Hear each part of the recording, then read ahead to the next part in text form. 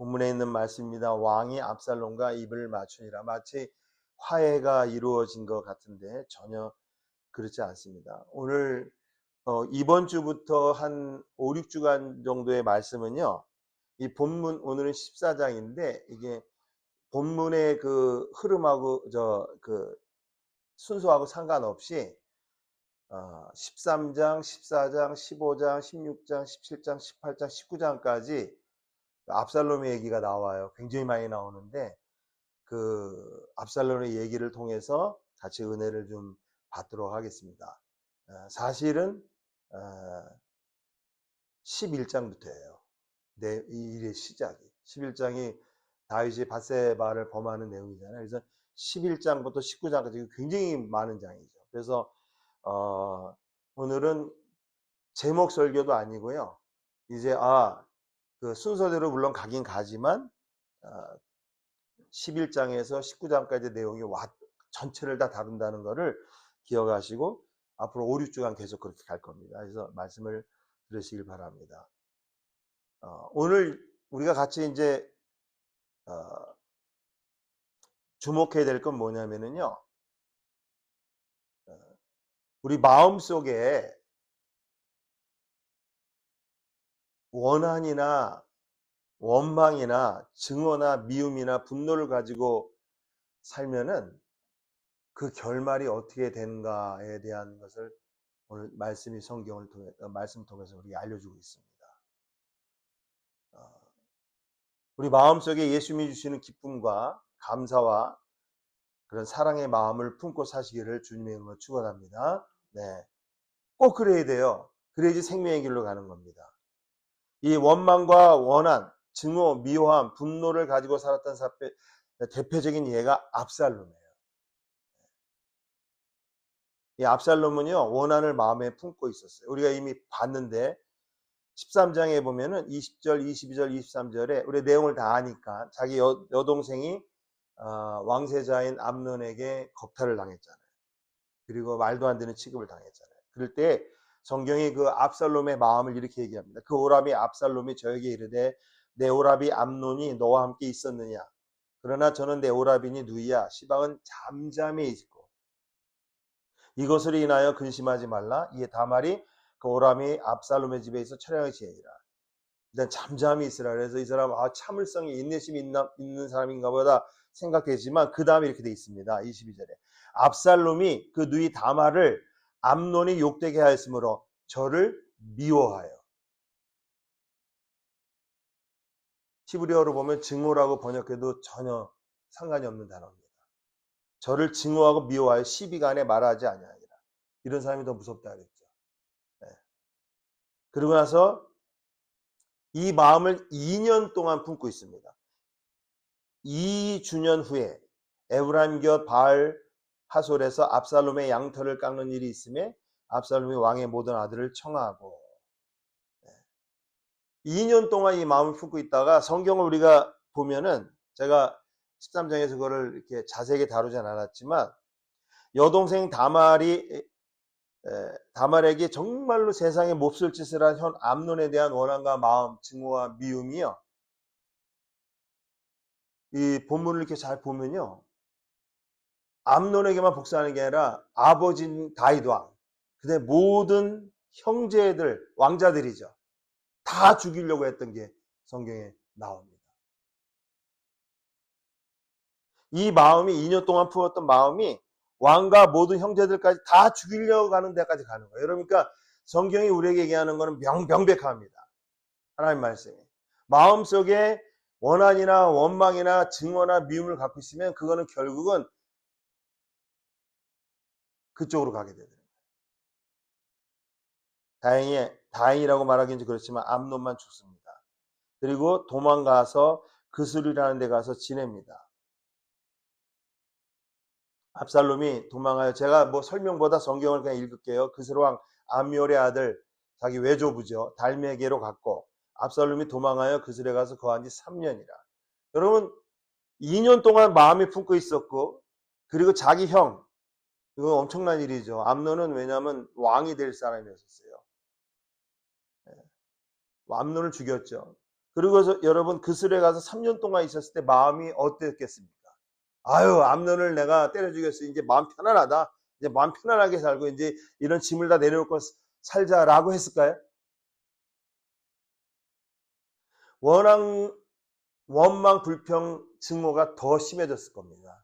왜냐하면은 원래는 이거를 누가 했었어야 했냐면 다윗 왕이 그 일을 처리했었어야 돼요. 근데 우리 잘 아는 것처럼 다윗 왕이 똑같은 죄를 범했기 때문에 아들들이 그래도 꼼짝을 못하는 거야. 암논이 그래도 그냥 듣고 화만 내고 끝. 성경에 우리 그때 한번 봤죠.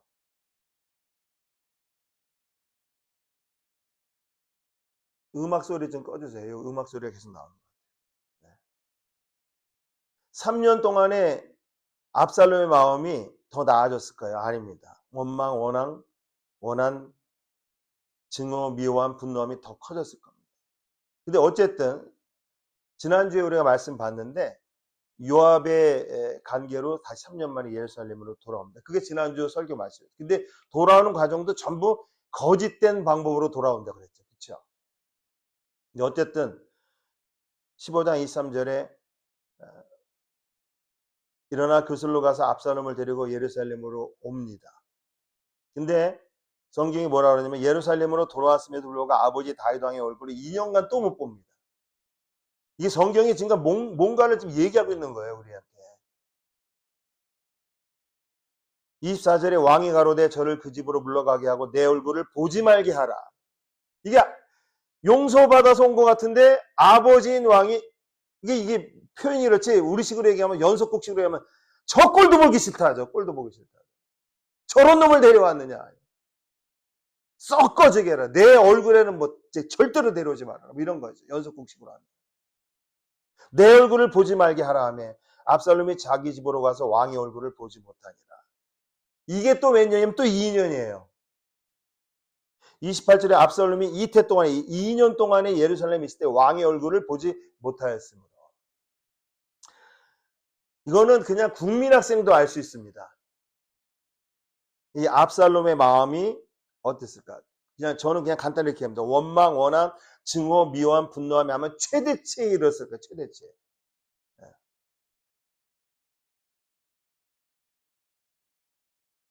이런 거 갖다가 속에서 화병이 도진다 그래요. 화병이.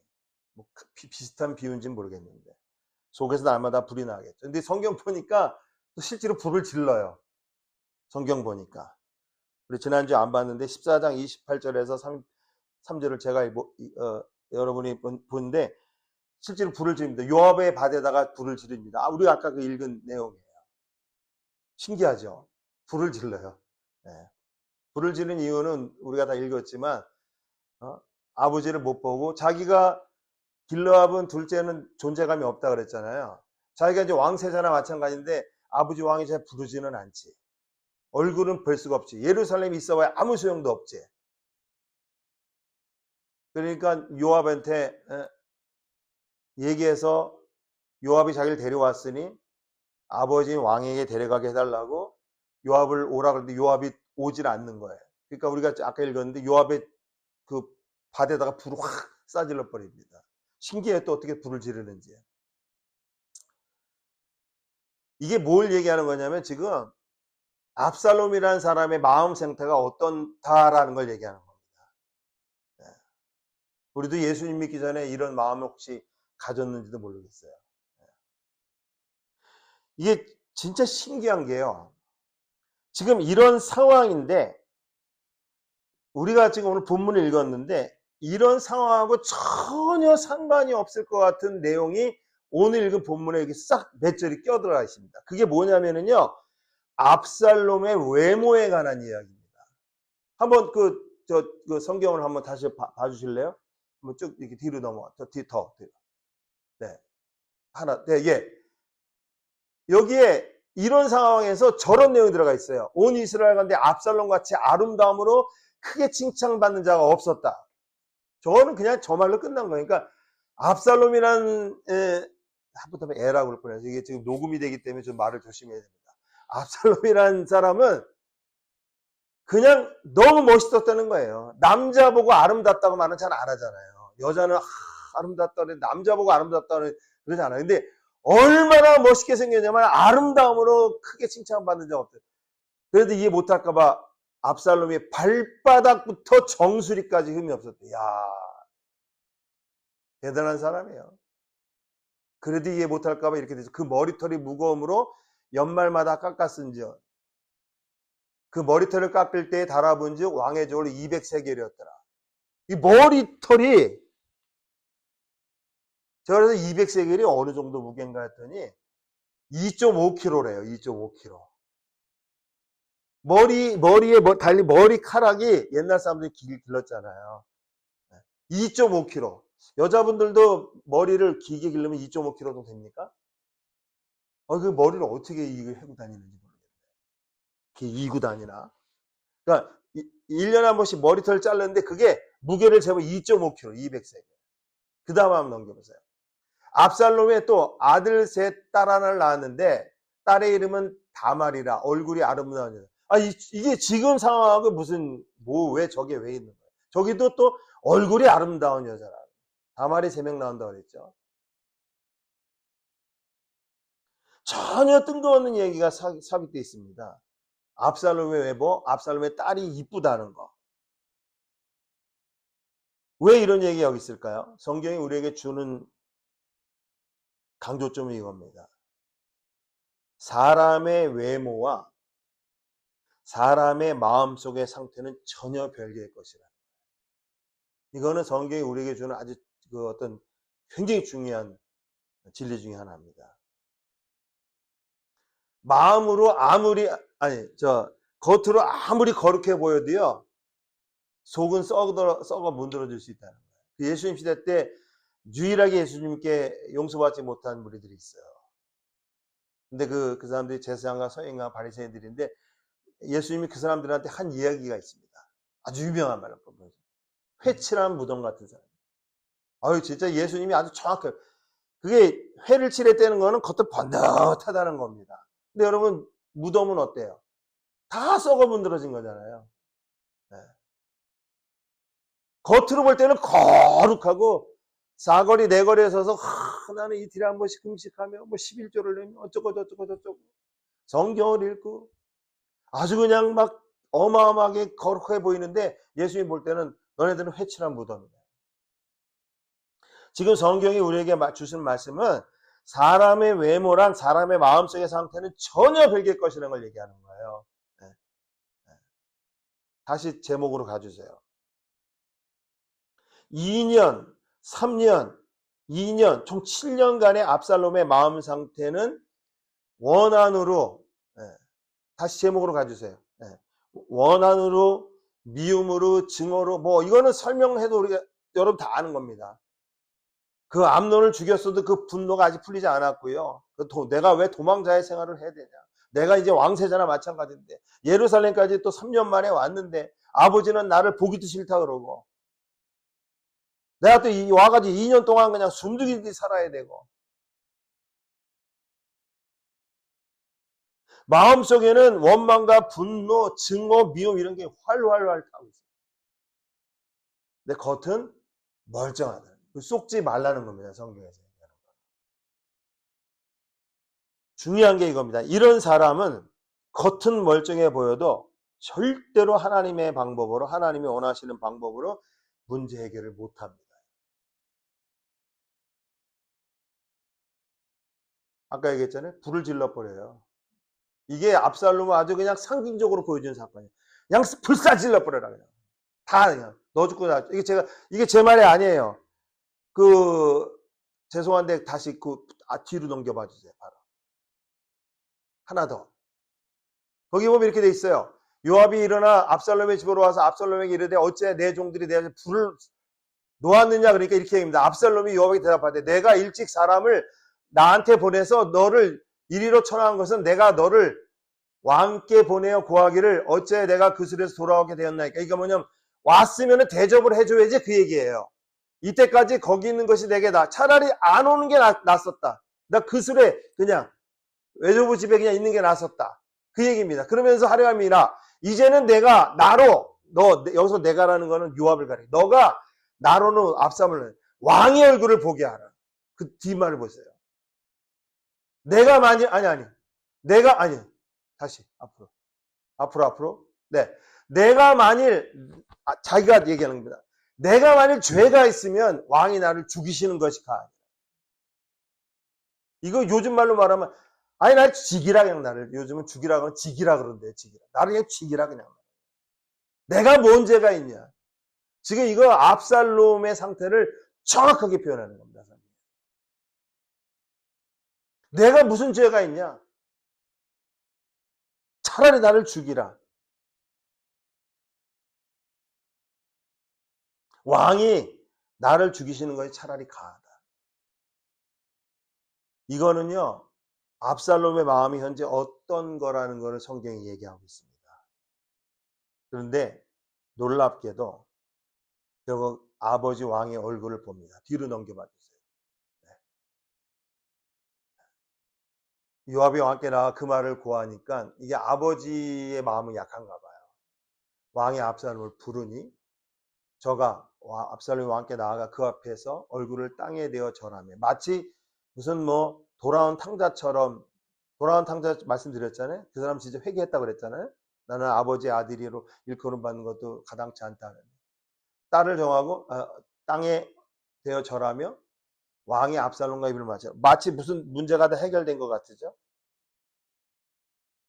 7년간의 압살롬의 마음속에 있는 원망과 원함과 증오와 미워함과 분노함이 해결된 것 같으죠. 전혀 아닙니다. 제가 이제 여러 장을 같이 본다 그랬죠. 바로 15장 1절에 보면요. 반역을 꾀하기 시작합니다. 바로. 사실 이것도 4년이라는 세월이 걸려요. 또 여기서. 총 11년이에요. 11년 만에 반역을 꾀합니다. 저 말은 뭐냐면 왕이 압살롬과 입을 맞췄지만 왕세자로서의 그러니까 대우를 안 해준 거예요. 아들로서도 대우를 안 해요. 4년이 성경에 보면 4년이 또 지나가요. 바로 일어난 것 같지만 4년이라는 시간이 또 지나가요. 15장 1절에 이후에 압살롬이 자기를 위하여 병거와 말들을 준비하며 전배 50명을 세우니라 하면서 이제 반역이 시작됩니다. 요즘 말로 하면 구테타죠. 그리고 이스라엘 백성들의 마음을 도적질합니다. 6절에 보면 15장 6절에 제가 읽을게요. 그냥 이스라엘 무리 중에 왕께 재판하러 청하는 자들에게 압살롬의 행함이 이 같아서 이스라엘 사람의 마음을 도적질하는. 이게 뭐냐면요. 억울한 사람들이 다 오면 예루살렘에 딱 있다가 너 왜 왔어? 나 이런 어린 아이인데 이제 억울함을 풀 길이 없어. 그래? 내가 너의 마음을 들어줄게. 그러면서 막 입을 맞추고 너는 얼마나 억울하겠니?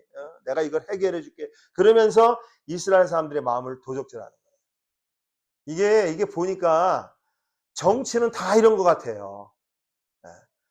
진짜로 그 사람의 처지와 환경을 위해서 그런 게 아니고요. 자기의 목적을 위해서 하는 걸 자기의 목적을 위해서 자기를 낮추고 남의 일을 하고 그러는 걸 갖다가 정치라 그래, 정치. 이 기간이 또한 4년이에요. 거기 15장 7절에 이렇게 돼 4년 만에 압살롬이 왕께 구하되 내가 여호와께 서원한 것이 있사오니 청컨대 나로 헤브론을 가서 그 서원을 이루게 하소서.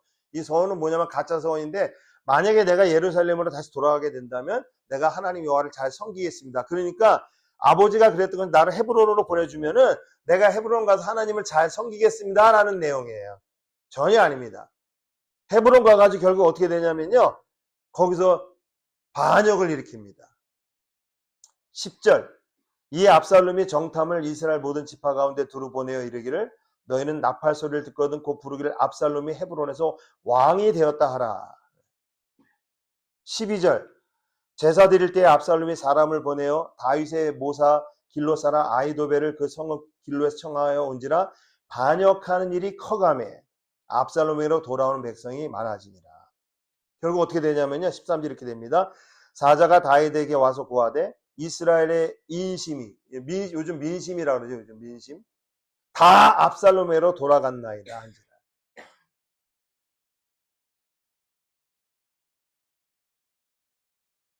결국 다윗 도망칩니다. 14절 다윗이 예루살렘에 함께 있는 모든 신복들에게 이르되 일어나 도망하자. 그렇지 아니하면 우리 한 사람도 압살롬에게 피하지 못하리라. 여러분 이 구절이 중요합니다. 지금 이 압살롬이 어떤 상태는 다 죽이려고 하는 거예요. 다 죽이려고. 아버지고 뭐고. 일어나 도망가자. 그렇지 않으면 우리 한 사람도 압살롬에게 피하지 못하리라. 빨리 가자. 두렵건대. 저가 우리를 급히 따라와서 해하고 칼로 칠까 하노라. 어느 정도 상황이었냐면요. 15장 30절에 보면은 이런 상황. 다윗이 간만산 길로 올라갈 때 머리를 가리우고 맨발로 울며 도망갔다. 이게 백성들도 마찬가지예요. 저와 함께하는 백성들도 각각 머리를 가리고 울며 올라가니라. 여러분, 이 반역으로요. 이 반역이라는 거는요. 실제로는 아버지에게 반역한 게 아닙니다. 왜냐하면 다윗왕은 누가 세우셨어요? 하나님이 세우셨잖아요. 하나님께 반역을 하는 거예요. 이 반역으로 무려 2만 명이 죽습니다. 2만 명. 한 사람의 11년 동안의 그 원망, 원한, 증오, 미움, 뭐 하여튼 이런 거 몽땅 다 합쳐서 뭐라고 해야 될지 모르겠지만 사무엘하 18장 7절에 나와요. 거기서 이스라엘 무리가 다윗의 신복에게 패하며 다행히 다윗이 이깁니다. 다행이라니까 좀 이상하네요. 그날 그곳에 사륙이 거의 2만 명에 이르렀고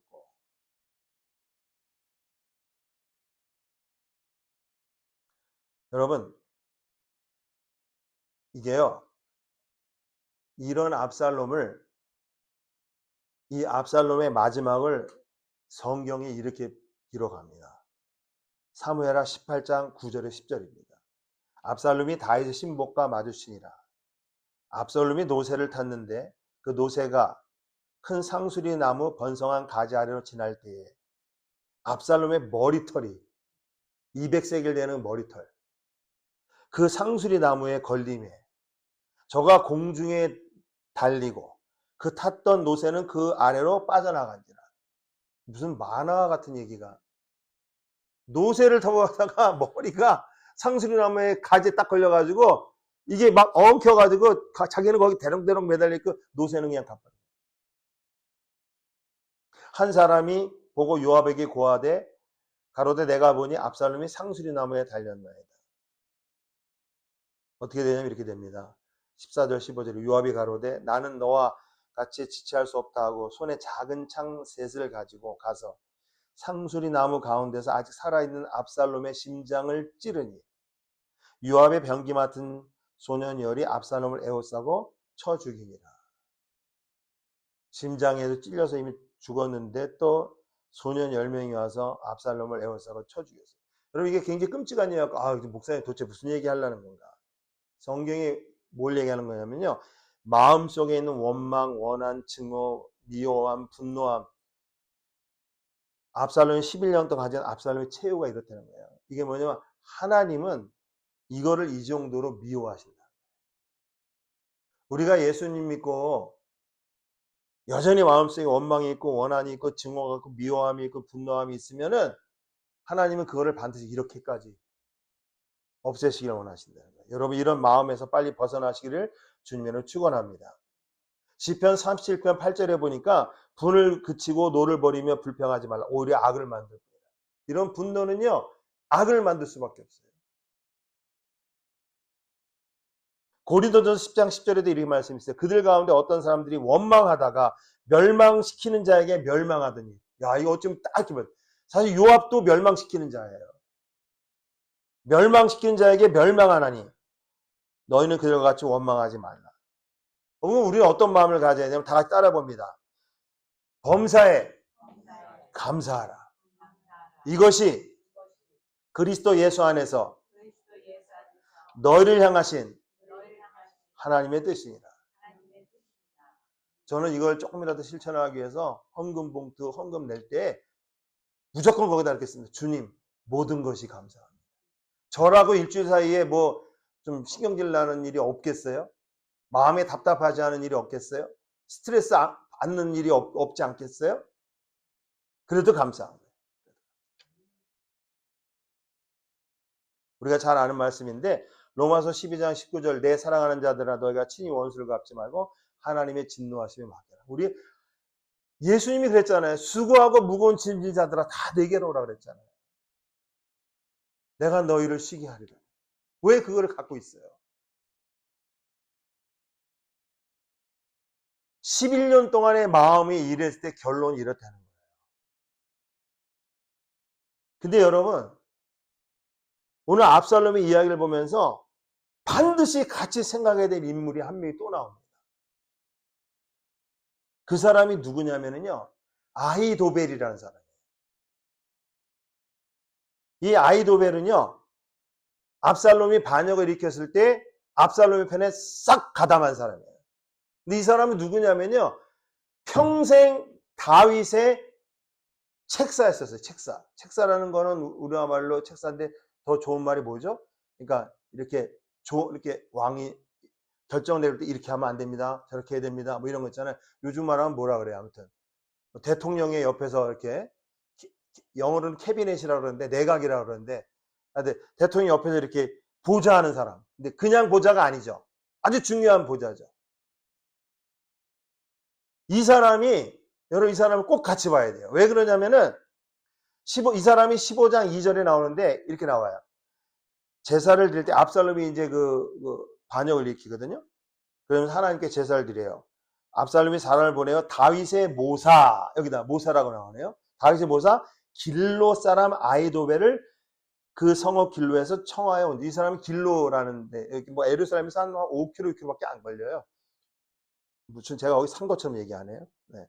길로에서 청하에 온지라. 반역하는 일이 커가며 압살롬에게로 돌아온 백성이 많아요. 압살롬이 반역을 일으키면서 제일 먼저 이거 나 혼자서는 안 되겠네 해가지고 부른 사람이 아히도벨이에요. 근데 이 아히도벨은 아까 말씀드린 대로 다윗 왕의 책사고 다윗 왕의 모사예요.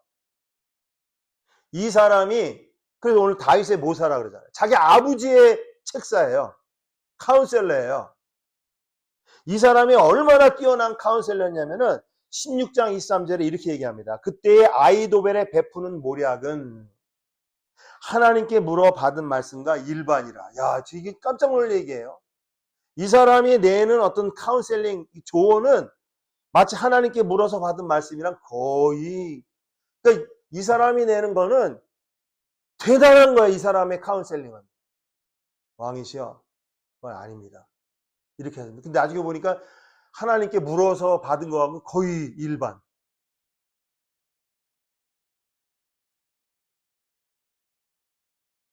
여러분, 이런 아히도벨이 압살롬의 아들의 반역 쿠데타에 가담했다는 말을 다윗이 들었을 때 하여튼 반응이 이렇습니다. 15장 31절 혹이 다윗에게 고하되 압살롬과 함께 모반한 자들 가운데에 아히도벨이 있나이다. 딴 사람은 얘기 안 해요. 왕이시여, 지금 아들 압살롬이 드디어 반역을 일으켰는데 거기 반역한 사람도 여러 사람이 있을 거예요. 중요한 분. 근데 거기에 아히도벨이 있습니다. 그러니까 다윗이 이릅니다. 다윗이 가로되 바로 하나님께 무릎 꿇고 여호와여 원컨대 아히도벨의 모략을 어리석게 하옵소서. 얼마나 두려워 떨렸는지.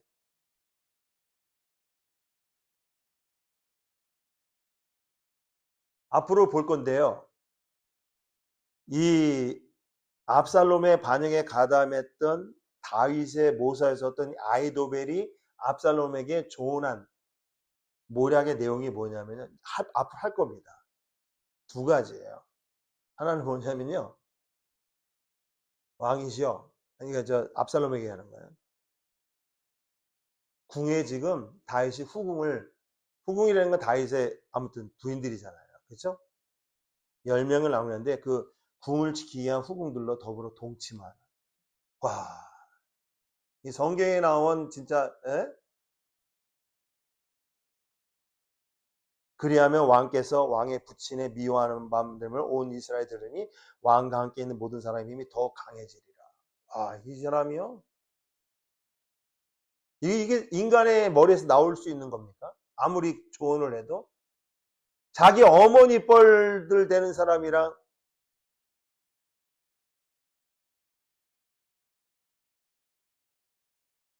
압살롬이 어떻게 하냐면 이 조언을 듣고요.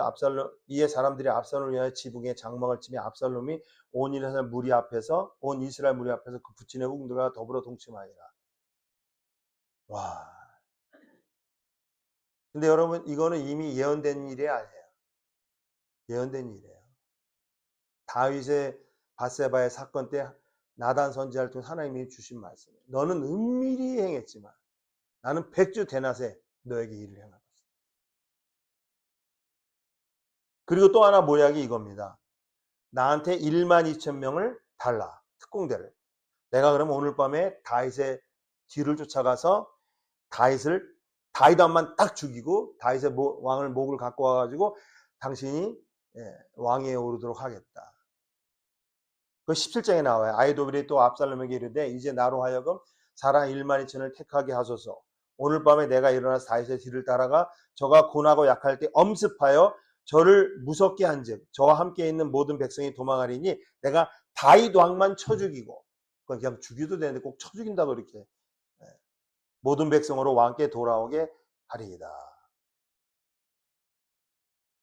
사람들이 이 얘기를 딱 듣고요, 뭐라고 말하면 이렇게 합니다.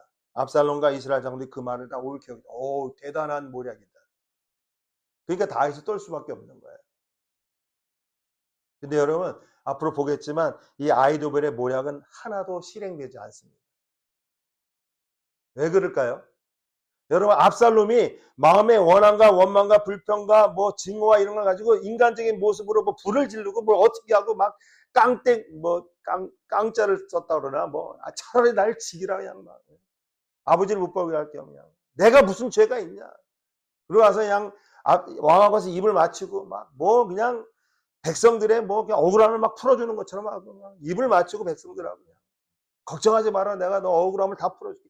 온갖 인간적인 방법으로 다 했어도 그 통했습니까? 안 통했습니까? 안 통했습니까? 하나님의 방법이 아니기 때문에 그래요. 이 아히도벨도 똑같습니다.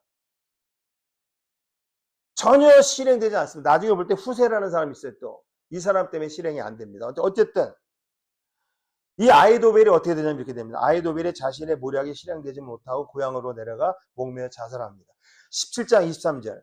여러분 오늘 말씀 잘 들어야 되는지 결론으로 갑니다. 아히도벨이 자기 모략이 시행되지 못함을 보고 나귀의 안장을 지우고 떠나 고향으로 돌아가서 자기 집에 이르러 집을 정리하고 스스로 목매어 죽음에 그 아비모에 장사되리라. 참 신기해요. 이분은 너무너무 똑똑한 분이에요. 근데 이상하게 성경에서 너무너무 똑똑한 사람들인데 하나님을 만나지 못하고 예수님을 만나지 못하는 사람들 다 이렇게 예수님이 12제자 가운데 누가 제일 똑똑했어요? 가룟 유다예요. 돈 맡은 자고 머리가 한 여인이 나와가지고 300데나리는 그 항아리를 예수님 발 앞에 탁 저 여자가 미쳤나? 저렇게 엄청난 돈을 가난한 사람한테 나눠줘서 구제를 그게 되게 아주 설득력이 있잖아요. 어떻게 저처럼 저 미친 짓을 하나? 예수님이 뭐랬어요? 이 여자 한 일을 어떻게 하라고요? 영원히 기념하라. 그 가룟 유다가 어떻게 됐어요? 그렇게 똑똑했는데 나머지 분들은 좀 말을 조심해야 돼. 이게 녹음이 되기 때문에 그렇게 스마트하지는 않았던 것 같아요. 그러나 예수님 믿고 이제 예수님 진짜로 만나볼 때는 성령의 인도하심 따라서 진리의 말씀 가운데 인도하심 받기 때문에 정말로 진짜로 성령 안에서 똑똑한 분들이 되셨대요. 근데 그전에는 아니었는데 제일 똑똑했던 가룟 유다도 목매어서 자살했어요.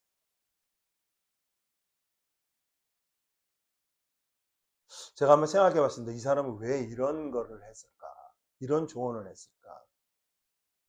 아니, 여러 가지 조언이 있을 텐데 왜 궁을 지키게 한 아버지의 훅들어가고 동침하라는 이런 말도 안 되는, 그리고 자기가 가서 성경을 우리가 읽어봐야 되는데 거기 보면 내가 가서 많이 춤을 좀 내가 가서 다윗의 목을 따오겠다고.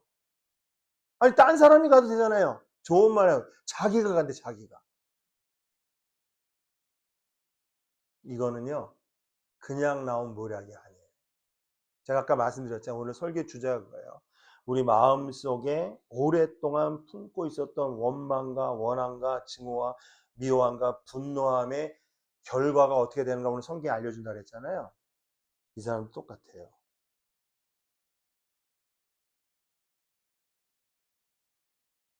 사무엘하 23장 34절에 보면은 이 사람을 이렇게 표현합니다.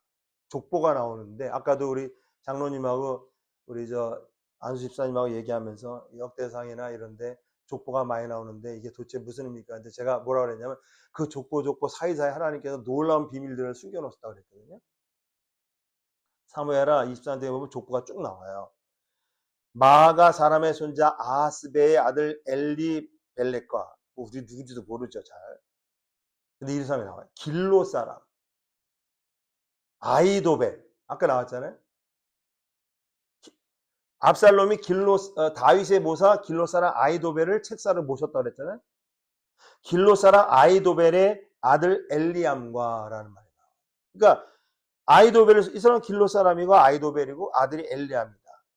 근데 여러분 이 엘리암이라는 사람은 성경에 딱 두 번밖에 안 나옵니다. 한 번은 여기 이미 나왔어요. 이미 아이도벨의 아들 엘리암. 어디서 들어본 것 같은 느낌이 안 드세요? 딱 두 번밖에 안 나와요.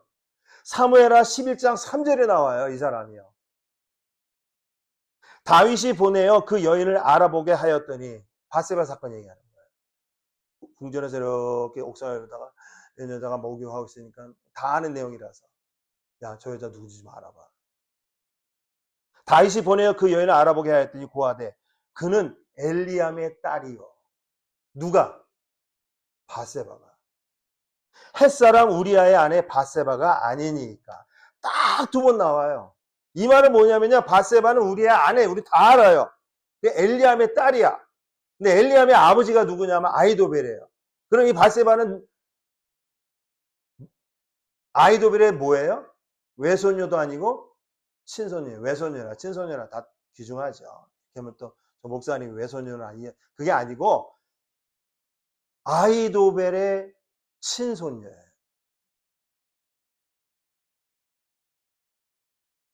엘리암은 아이도벨의 아들입니다. 우리아는 어떻게 되는 거예요? 아이도벨의 친손녀의 남편이니까 자기에게는 증사위라고 그러나 뭐라 우리나라 말이 어려워요. 사위는 바로 밑에 아들의 사위가 아니라 친손녀의 남편의 사위예요. 말이 어렵네요. 근데 여러분 다윗이 어떻게 했어요? 아이도벨의 친손녀를 그죠? 그리고 또 어떻게 했어요? 아이도벨의 사위가 우리아예요. 요압에게 편지 써가지고 다 알잖아요. 죽게 만들었어요. 그냥 일어나는 일이 없습니다. 이 사람이 또 일반 사람도 아니에요. 왕궁에서 일어난 일을 그냥 뻔히 다 알고 있는 사람이에요. 만약에 어떤 사람이 저기 미국 백악관에서 무슨 뭐 5년 동안 10년 동안 일을 했다는 등 뭐 한국 청와대에서 20년 동안 일을 했는데 일반 사람도 아는 청와대 일을 모르는 건 거짓말이지. 아유 한국 청와대에 나 30년 동안 근무했는데 그러면 춘추관이 뭐 하는데 그러면 청와대에 춘추관이라는 게 있어요? 이게 말이 돼요 이게? 이 아이도벨은요 다윗의 책사 중에 책사였었어요. 그래가지고 압살롬이 제일 먼저 이 사람을 부른 거예요. 저 사람이 있어야 내가 살겠다. 그 얘기를 다윗이 듣고 큰일 났네. 여호와여 저 아이도벨의 모략이 실패하게 해달라고 하나님께 기도한 거예요. 제가 지금 무슨 얘기하는 거예요 여러분? 이거를 두 눈 뜨고 다 보고 있었어요. 자기의 친손녀딸인 바세바가 어떻게 되는지, 자기의 친손녀딸의 남편인 증사위라 그러나 사위가 어떻게 죽었는지. 제 생각에 압살롬보다 더 오랜 기간 이걸 마음에 품고 있었으라고 생각해요. 뭐를? 원망, 원한, 증오, 미워함, 분노함. 약간 다른 점은 압살롬은 그냥 막 겉으로 그냥 무슨 막 하려고 했던 거 이 사람은 아무도 모르게. 근데 이 사람도 고향 땅으로 내려가서 정리하고 목매어서 자살했어요. 여러분 성경에서 우리에게 오늘 이 말씀 통해서 첫 번째 이제 여러 개를 볼 텐데요. 11장부터 19장까지 압살롬에 대해서 주는 메시지는 명백합니다. 인간의 마음속에 원한이나 원망이나 증오나 미움과 분노함 이런 것들을 품고 살면은 그 사람은 결국에 끝은 사망이에요.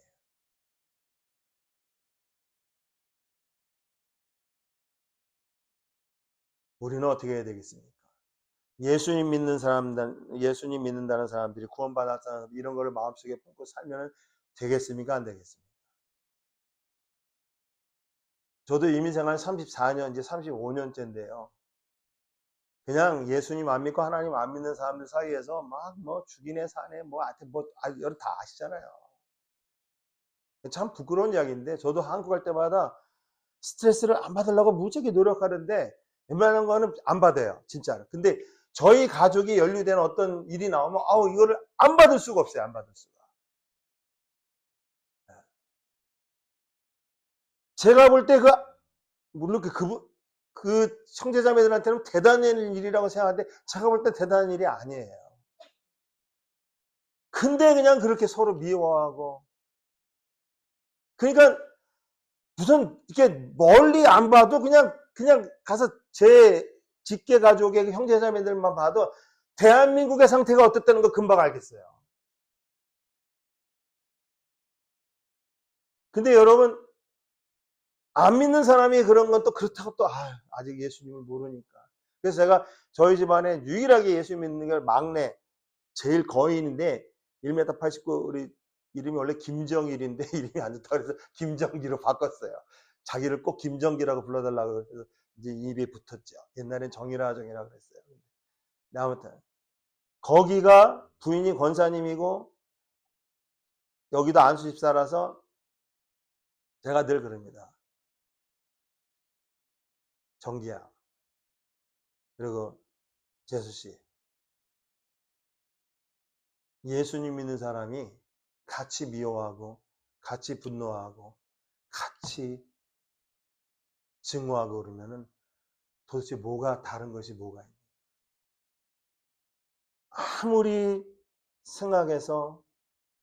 아무리 생각해봐도 내가 손해를 입는 것 같고 내가 말도 안 되는 어떤 그런 일을 당하는 것 같아도 그 짐을 다 예수님께 내어드리고 엎드려 저 사람들을 위해서 형제자매들에서 기도해야 된다. 안 그러면 같이 죽는다. 십몇 년을 얘기해가지고 이제 기도하고 있어요. 이민교회 하면서도 너무나 많이 봅니다. 교회 안에서 너무 미워하고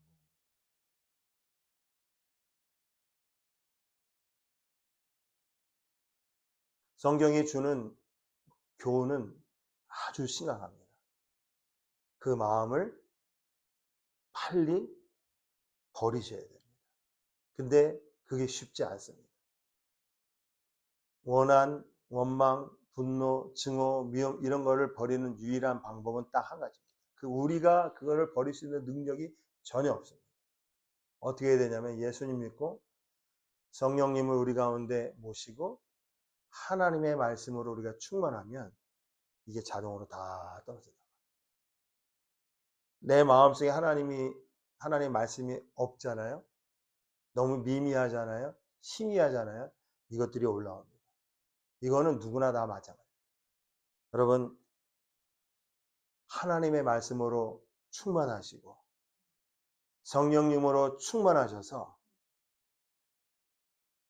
그런 마음을 다 이제 버리시고 예수님의 마음을 가지셔서 예수님의 마음 가운데 우리를 불쌍히 여기시고 긍휼히 여기시는 그 마음을 갖게 해달라고 기도하시고 그 마음으로 살아가시는 여러분이 다 되시기를 주님의 이름으로 축원합니다. 기도하겠습니다. 하나님 감사하고 감사합니다. 저희도 똑같은 사람이고 인간들입니다. 격동되고 마음의 분노가 일어나고 미움과 증오가 일어날 수 있습니다. 그러나 감사하고 감사한 것은 내 안에 계신 성령 하나님, 우리가 하나님 말씀을 붙들게 하시고 하나님의 말씀에 사로잡히게 하시고 하나님의 말씀 가운데 쓰게 하심을 감사합니다. 아무리 하나님의 공동체 안에 있어도 압살롬과 아히도벨은 결국 멸망의 길로 갔다고 성경이 얘기합니다. 이 시간에 간절히 하나님 앞에 기도합니다.